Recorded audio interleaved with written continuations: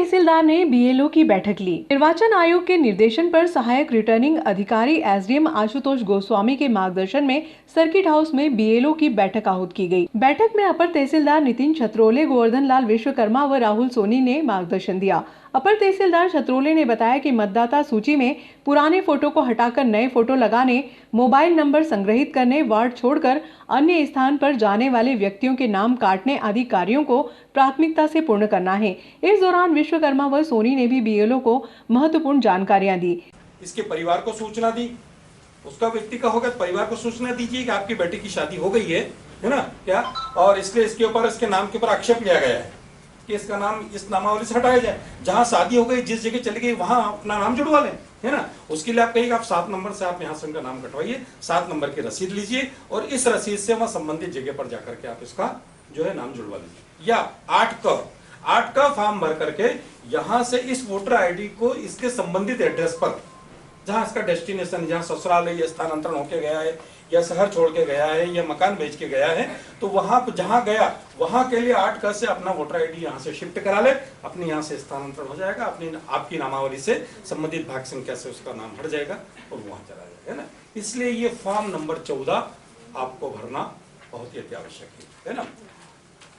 अगली चीज थी हमारी, हमको प्रारूप 6 यानी नए मतदाता का नाम जोड़ना, है ना।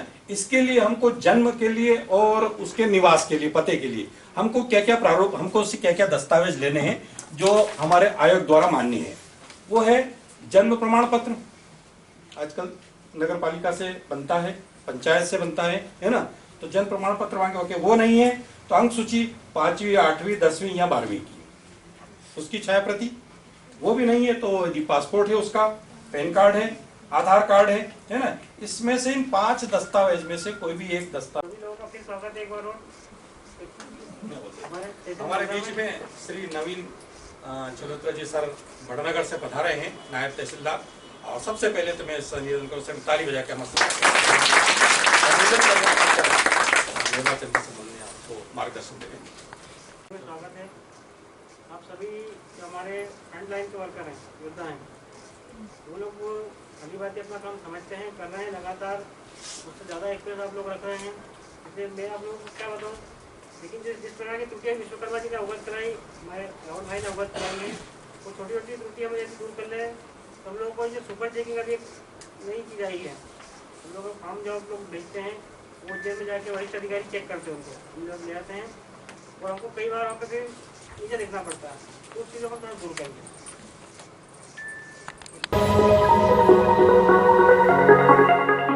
सरकारी अस्पताल की 28 में से मात्र 5 दुकानें हुई खाली। शेष दुकानदारों को बीएमओ ने दूसरी बार नोटिस जारी किया।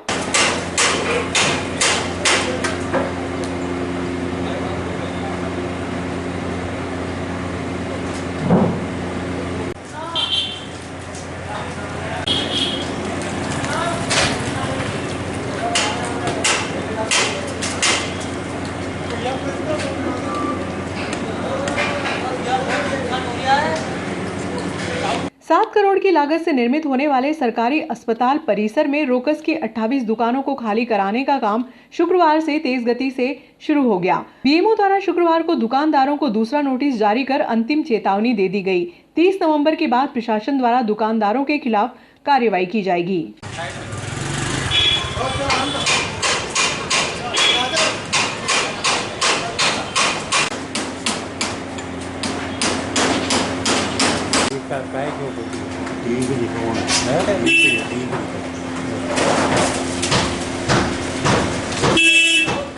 सरकारी अस्पताल परिसर में रोगी कल्याण समिति की 28 में से 5 दुकानें शुक्रवार की शाम तक खाली हो चुकी हैं, जिसमें से 2 दुकानदारों को बीएमओ डॉक्टर कमल सोलंकी ने लिखित सूचना दी है। शेष दुकानदारों द्वारा शुक्रवार से दुकान खाली करने का कार्य शुरू कर दिया गया। बीएमओ डॉक्टर सोलंकी ने बताया कि जिन दुकानदारों द्वारा प्रतिष्ठान खाली करने का कार्य अभी शुरू नहीं किया है, उनको शुक्रवार को दूसरा और अंतिम नोटिस जारी कर चेतावनी दे दी गई है। 30 नवंबर के बाद रोकस व प्रशासन द्वारा संबंधित दुकानदार के खिलाफ वैधानिक कार्रवाई कर प्रतिष्ठान को खाली करवा दिया जाएगा। पुराने भवन को तोड़ने के लिए टेंडर प्रक्रिया हो चुकी है, क्या अपडेट नहीं है सर उसके अंदर? जी हाँ, जो सिविल अस्पताल का जो भवन है वो नया बनना है, तय हो चुका है। उसके संबंध में हमने रोगी कल्याण समिति की जो दुकानें थी, क्योंकि उन्हें तोड़ के पुनः बना के दिए जाने का जो प्रस्ताव रखा गया था, हमने बीच में रोगी कल्याण समिति में भी रखा था और सभी की सहमति से हमने ये निर्णय लिया था कि दुकानों को तोड़ के फिर से दी जाएगी। तो उस संबंध में हमने उनको पूर्व में भी 2 बार नोटिस दिया जा चुका है कि आप लोग दुकान खाली कर दें। कल फिर अंतिम एक नोटिस दिया है कि आप लोग तत्काल खाली करें, नहीं तो फिर हम प्रशासन के द्वारा कार्रवाई की जाएगी। आज दिनांक तक करीब 7-8 दुकान खाली हो चुकी हैं और बाकी लोग जो नहीं खाली कर रहे हैं उनको हमने कल फिर नोटिस दिया है कि तत्काल खाली कर दें आप लोग, और अन्यथा प्रशासन जो कार्रवाई करेगा उसके लिए आप स्वयं जिम्मेदार होंगे। माननीय एसडीएम महोदय नागदा एवं civil medical officer civil hospital Nagda के दिए गए सूचना पत्र के अनुसार हमारे द्वारा संचालित पैरंडी क्लिनिक को 31 अक्टूबर 2021 को खाली कर दिया गया है तथा उन्होंने जैसा कि सूचना पत्र में दिया है कि पुनः आवंटन के बाद में हम आपको पुनः आवंटित के बाद पुनः क्लिनिक को रोगी कल्याण समिति की दुकानों में शिफ्ट कर दिया जाएगा। तो और क्या बोल रहा सर, जैसे आपने बताया कि आपने दुकान खाली कर दी है और इसकी कोई लिखित कार्रवाई आपने करी क्या इसके अनुसार? हाँ, इसके लिए मैंने आपको माननीय एसडीएम महोदय और मेडिकल ऑफिसर्स को नागदा को ये सूचना दे रहा हूँ कि मैं 1 नवंबर को अपना क्लिनिक सामने राठी जी के मकान में शिफ्ट कर लिया है और इसकी सूचना लिखित रूप में मैं आप माननीय एसडीएम महोदय और मेडिकल ऑफिसर को भी दे रहा हूँ और सीएचएमओ को भी दे रहा हूँ।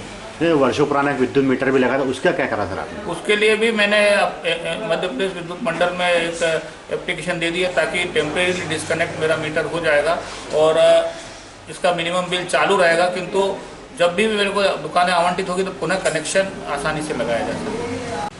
इसमें सबसे बड़ी जो शासकीय काम है कि यहाँ पे एक नवीन अस्पताल, भव्य नवीन अस्पताल बनेगा जिससे जनता को अधिकतम लाभ होगा और जिला स्तरीय अस्पताल बनेगा। तो उसमें एक हमको भी एक सकारात्मक भूमिका अपनाना चाहिए और दुकानदारों को भी, और मैंने आसानी से दुकानें खाली करना चाहिए क्योंकि पुनः दुकानें आवंटित होने का आश्वासन माननीय एसडीएम महोदय, माननीय रोगी कल्याण समिति के अध्यक्ष और मेडिकल ऑफिसर ने दिया है। तो हमें सकारात्मक दृष्टिकोण अपनाना चाहिए। उसी तारतम्य में दृष्टिकोण को अपनाते हुए, शासन से सहयोग करते हुए हमने सबसे पहले दुकानें खाली की। विद्युत वितरण कंपनी की समाधान योजना के तहत 27,000 उपभोक्ताओं के 11 करोड़ होंगे माफ। कोरोना के प्रथम फेज में 31 अगस्त तक के बकाया बिलों का एक मुश्त भुगतान करने पर उपभोक्ताओं को सरचार्ज में 100% व शेष राशि में 40% की छूट मिलेगी। समाधान योजना के तहत नागदा सर्कल के 6,400 उपभोक्ताओं को योजना का लाभ मिलेगा।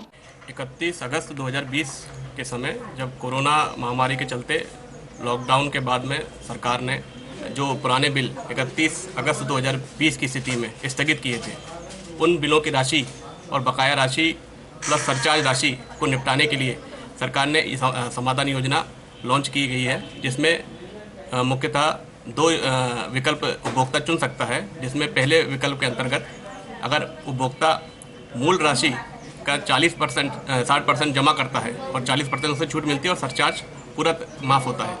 दूसरी में अगर वो पूरी राशि एक बार में अगर जमा नहीं कर पाता तो उसको 6 किस्त में जमा कर सकता है। इस योजना के अंतर्गत उसको 25% प्लस सरचार्ज 100% की छूट मिलेगी। कोरोना के प्रथम फेज में आर्थिक तंगी के चलते हुए प्रदेश सरकार द्वारा 31 अगस्त 2020 तक के 1 किलोवाट के बिजली बिलों को स्थगित कर वर्तमान माह के बिल भरने की सुविधा उपभोक्ताओं को दी थी। डी केतन रायपुरिया ने बताया कि 31 अगस्त 2020 तक नागदा खास रोज संकुल के 27,000 उपभोक्ताओं के 17 करोड़ रुपए बकाया हैं। इस बकाया राशि को जमा कराने के लिए विद्युत वितरण कंपनी द्वारा समाधान योजना लागू की गई है, जिसमें बकाया बिल की एक मुश्त राशि जमा करने पर 40% छूट व सरचार्ज में 100% की राहत मिलेगी। यदि कोई उपभोक्ता एक मुश्त राशि जमा नहीं कर सकता है तो उसके लिए माह में बकाया राशि जमा करने की सुविधा दी गई है, उसको 25% राशि की छूट मिलेगी। समाधान योजना के अंतर्गत नागदा शहर वितरण केंद्र के अंतर्गत लगभग 6400 कनेक्शन है, जिस पर 1,54 लाख रुपए की राशि बकाया है। सर, विद्युत कंपनी द्वारा उपभोक्ता को राहत देने के लिए एक नई योजना लागू की गई, समाधान योजना। सर, क्या नए अपडेट्स आए सर इसमें? मध्य प्रदेश शासन द्वारा कोरोना काल में की पहली लहर में अगस्त 20 में जो घरेलू उपभोक्ता जिनका स्वीकृत भार 1 किलोवाट से कम था, उनकी बकाया राशि को स्थगित किया गया था और सामान्य जो मंथली बिल है सिर्फ वही राशि प्रदर्शित कर उन्हें भुगतान हेतु बिल दिए जा रहे थे।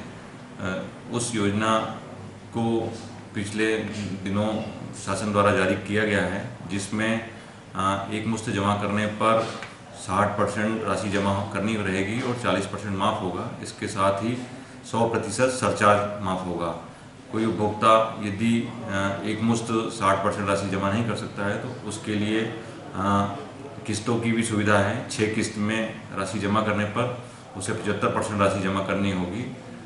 मेरा निवेदन है कि जो उस स्थगित राशि को 60% योजना में शामिल योजना में शामिल करते हुए अधिकांश उपभोक्ता लाभ लें। नागदा खाचरो तहसील में करीबन 27,000 उपभोक्ता हैं, जिन पे 17 करोड़ रुपया राशि शासन ने फ्रीज की थी। उसमें यदि एक मुश्त योजना का लाभ लेते हैं सभी किसान तो करीबन 11 करोड़ राशि माफ़ हो जाएगी और सिर्फ 8 करोड़ राशि जमा करनी होगी।